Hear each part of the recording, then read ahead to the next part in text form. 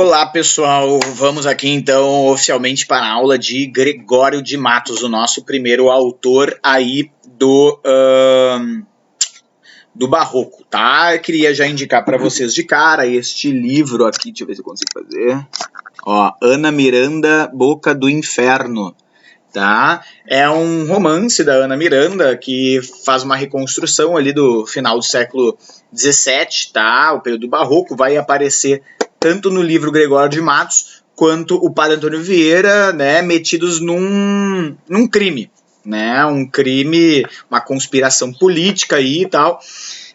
Enfim, não vou contar mais muita coisa, mas quem tem que fazer a UFSC, né, neste ano de 2020-2021, vai ter que ler esse livro aqui, que é a leitura obrigatória da UFSC. Inclusive eu comecei a ler por isso, né, não conhecia ele e vim a conhecer agora. Tô achando bem legal, eu tô no meio e vou mostrar um trechinho aí pra vocês, tá? Vamos lá, pessoal, então, o Gregório de Matos, alguns dados biográficos daí, né, a princípio ele nasceu na Bahia, né, onde ele estudou até os 14 anos com os jesuítas, e depois ele pega um navio e se manda para Portugal. Nesse livro, inclusive, né, a gente tem essa ida, ele contando essa ida para Portugal para uma prostituta que ele estava ficando, né?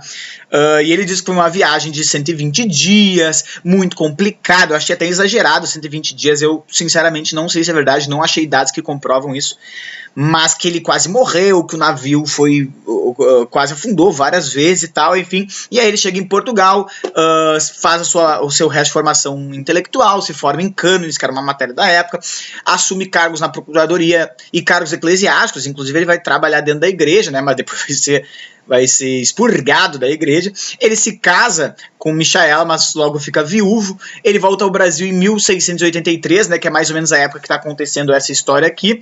Começa a escrever sua poesia satírica muito concentrada na realidade baiana. Vem a se casar de novo com Maria dos Povos, inclusive ele tem um poema, né, a Maria dos Povos, sua futura esposa, mas acaba sendo deportado para Angola devido à sua enorme polêmica, né, aos seus versos, as suas provocações, enfim, a sua vida bem ativa dentro da Bahia.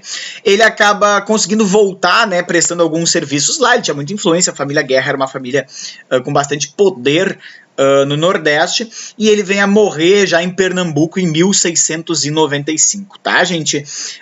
Ele nunca publicou seus poemas, tá, pessoal? Isso tem que ficar claro, né? Não é uma informação ultra relevante, mas a questão é que não existia imprensa no Brasil, né? Tanto que ele vai ter que se formar lá em Portugal, nas universidades e tal, e também, além de não haver universidade, não existia imprensa no Brasil. Então ele acabou não publicando seus poemas, muitos de seus poemas circulavam entre as pessoas, né?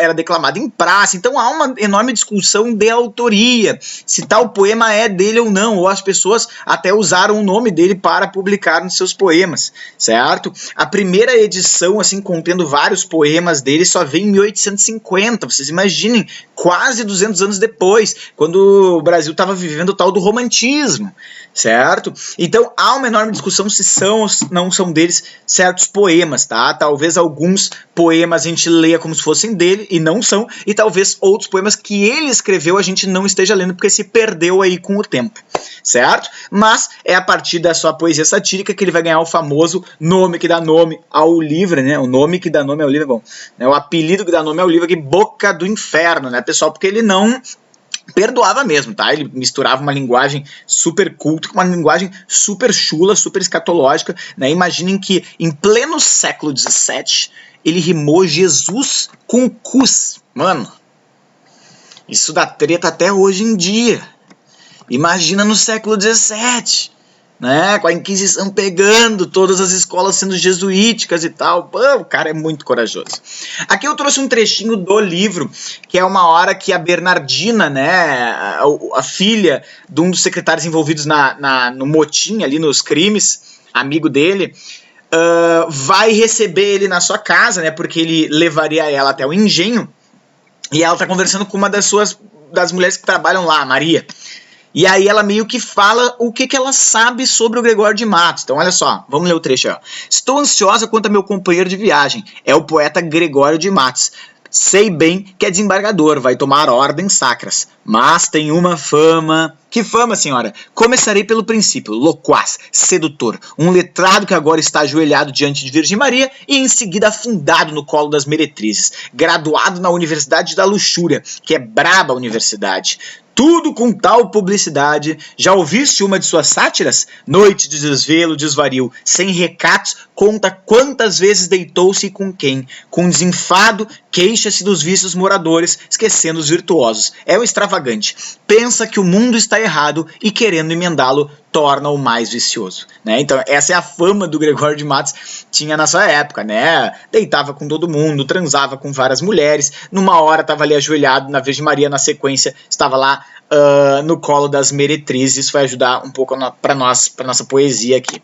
Então, quem quiser dar um print aí, esse seria uma espécie de quadro temático, tá, gente? Então a gente vai ver a sua... Eu vou voltar para ele sempre quando a gente for, né, retomar algum ponto aí, tá? Então eu vou começar falando da lírica religiosa dele, tá, pessoal? A lógica que a própria Bernardina aí falou para nós. O pecado e o perdão. É o cara que vai lá, né, filho de senhor de engenho, de família rica, que é culto, teve uma educação, sabe seduzir as mulheres, vai lá, peca, e chega de noite, entra no quarto, olha pro santinho em cima e tá lá. Aqui, ó. Jesus olhando pra ele assim, ó. E aí ele olha para o outro lado, tá a Virgem Maria aqui, ó. E ele, pá, pequei, senhor, mas não porque pecar. E aí vai lá e começa a sua poesia pedindo perdão. No outro dia acorda, olha aquelas mulheres e já vai para cima de todas as meretrizes, as negras, as mulatas, as brancas, qualquer uma que fosse. E aí de noite, a mesma coisa, o sentimento de culpa. Vamos ler um poema muito famoso aqui do Gregório de Matos, que é um poema que mostra que ele não é totalmente um cultista, mas ele tem muito de conceptista, que ele faz um jogo de ideias interessante. Olha só, o poema que está aí à direita de vocês. Pequei, Senhor, mas não porque pecado, da vossa alta clemência me despido, porque quanto mais tenho delinquido, vos tenho a perdoar mais empenhado. Então aqui ele tá dando de malandro. Ó, olha o jeitinho brasileiro começando na poesia. Senhor, eu pequei, mas não é porque eu pequei que eu vou me despir da tua clemência, do teu perdão. Né? Vou deixar de querer o teu perdão, porque quanto mais eu tenho delinquido, mais eu tenho pecado, mais eu tenho, né, sacaneado, tu tem a perdoar mais empenhado. Então, tipo assim, ó, então, ó, meu perdão fortalece, meu pecado fortalece teu perdão. Se basta a vos irar tanto pecado, a abrandar-vos sobeja um só gemido. Então, ó, se basta para te irritar tanto pecado, para te abrandar, basta um só gemido. Então basta apenas um pequeno gemido. Por quê? Porque a mesma culpa que vos tem ofendido, vos tem pro perdão lisonjeado. Né? Então a mesma culpa que te ofende, né, pro perdão te lisonjeia. Então ele está fazendo um jogo de equiparação. Né? Ele está trabalhando com uma lógica de eu sei que é errado pecar, mas é no pecado que o Senhor tem a possibilidade de mostrar a sua glória, né? a sua bondade, o seu perdão. Então olha em que ele vai se debruçar. Ele vai se debruçar na própria Bíblia, né? Na própria sacristória. Ó. Se uma ovelha perdida e já cobrada, glória tal e prazer tão repentino vos deu, como afirmais na sacristória, eu sou o Senhor, a ovelha desgarrada. Cobrai-a, e não queirás, pastor divino, perder na vossa ovelha a vossa glória. Olha que malandro aí, pessoal. Ele fez uma analogia entre ele e a ovelha da Bíblia. Né? Então ele está falando, lá na Bíblia, lembra, Senhor? Não, estou falando com Deus aí, né? Lembra, Senhor? Lá na Bíblia tinha uma ovelha que estava no rebanho e ela se desgarrou do rebanho. Né? Ela se perdeu do rebanho. E tu cobrou essa ovelha para a volta do rebanho. E isso te deu glória tal e prazer tão repentino. Então, Senhor, imagine que eu sou esta ovelha, que saiu do rebanho, que fugiu, que se perdeu do rebanho. Me cobra, me traz de volta, me perdoa. E não vai querer perder nessa tua ovelha aqui a tua glória e o teu prazer tão repentino. Então ele está sendo muito sacana, mano. Ele está sendo o típico bandido que vê o policial prendendo e xingando ele, dizendo aqui, ó, policial, eu errei, mas é no meu erro que existe o teu trabalho. Se não existissem ladrões, não existiria policiais. O teu salário, entre aspas, depende dos meus delitos, porque quando acabar os delitos dos ladrões, não vai mais existir policial. Então é mais ou menos ele dizendo para Deus, Deus, eu errei. É verdade. Mas tu tem que me perdoar. Por quê? Porque se eu não errar mais, qual é a glória que Deus vai ter? Qual é o prazer de Deus? O perdão onde é que vai estar? Então ele está tendo uma postura, entre aspas, dialética. Né? Ele está assumindo dois lugares aí, o da humildade e o da sacanagem. De um lado ele está dizendo, Deus me perdoa, mas de um outro ele está dizendo, ô Deus, tu me perdoa? Né? Então aí o Brasil começando cedo, né? Vamos voltar aqui, pessoal, olha lá, lírica filosófica, né, gente? A questão do desengano, da transitoriedade, dos jogos de aparência, que a gente já tinha falado ali, né, no tópico das características do barroco. O poema mais famoso dele, né, nasce o sol e não dura mais que um dia, depois da luz se segue a noite escura, em tristes sombras morre a formosura, em contínuas tristezas morre a alegria. Então ele mostrando aí a questão da passagem do tempo, nasce o sol e ele já vai morrer em 24 horas. Depois da luz vem a noite escura, depois da formosura vem as sombras e depois da alegria vem a tristeza, né? Então um jogo de antíteses aí para nós. Porém, se acaba o sol, por que nascia? Se formosa a luz é, porque ela não dura. Como a beleza assim se transfigura, como o gosto da pena assim se fia. Né? Então ele perguntando, por que as coisas boas não duram para sempre? Né? Se todo mundo gosta do dia, por que o dia não fica? Né? Se formosa a luz é, por que ela não dura?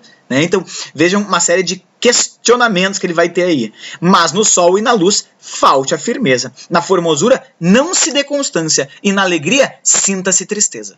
Então olha ele percebendo que é necessário que a luz não seja firme, falte firmeza, que ela não seja para sempre, porque senão ela não é luz. Né? Que a formosura não tenha constância, porque se a formosura for para sempre, for um contínuo, entre aspas, não tem mais por que ser formosura. Né? É aquela coisa, se todo mundo é bonito, ninguém é bonito. Vamos matar todas as pessoas feias do mundo, vai ficar só os bonitos. Não.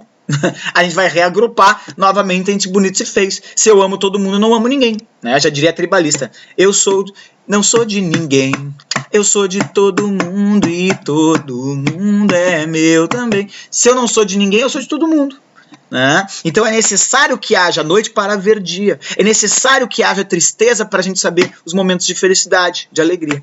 Então começa o mundo, enfim, pela ignorância, e tem qualquer dos bens por natureza a firmeza somente na inconstância. Então a única constância tem que ser inconstância, porque é a inconstância, é o jogo de alto e baixo, de desejo e satisfação que dá sentido à vida, que nos move, que nos movimenta. Né? Se fosse satisfação o tempo inteiro, né, ou insatisfação o tempo inteiro, né, a vida não teria por que ter sentido. Né? Aí vocês vão olhar ali do lado um poema para Maria, né? Que parece um poema amoroso. E de fato é. Mas eu queria que vocês olhassem para os dois últimas estrofes ali, ó, os tercetos. Olha a sugestão que ele vai dar, olha o conselho que ele vai dar para Maria, né? Goza da flor da mocidade, que o tempo trota toda ligeireza, imprime em toda flor a sua pisada. Ó, não aguardes que a maduridade te converta em flor, essa beleza, em terra, em cinza, em pó, em sombra, em nada. Que conselho é esse que ele está dando, pessoal? O carpe diem. Aproveita. Logo, goza da tua flor da mocidade, que o tempo vai trotar toda a ligeireza. Não espera que o tempo te converta essa beleza em nada. Né? Então é aquele carpe diem angustiado. Aquele carpe diem de tipo, menina, acorda. Né? O tempo está passando. Eu sei que jovem tem essa sensação de que é eterno, de que é para sempre, de que as coisas duram. Né? Talvez agora, pleno coronavírus, estava pensando aí, não, mas comigo não bate, comigo não acontece, eu nunca vou morrer. Essa doença só comete velhos. Mas, independente, né? A gente tem que cuidar dos velhos e a gente tem que se cuidar. E se cuidando é vivendo o agora, né? Se preocupando com aqui e o agora. Né? Então é esse conselho filosófico aí que o Gregório de Matos dá. Tá? Eu vou fazer um outro vídeo para falar da sua poesia amorosa e satírica. Fica ligado aí.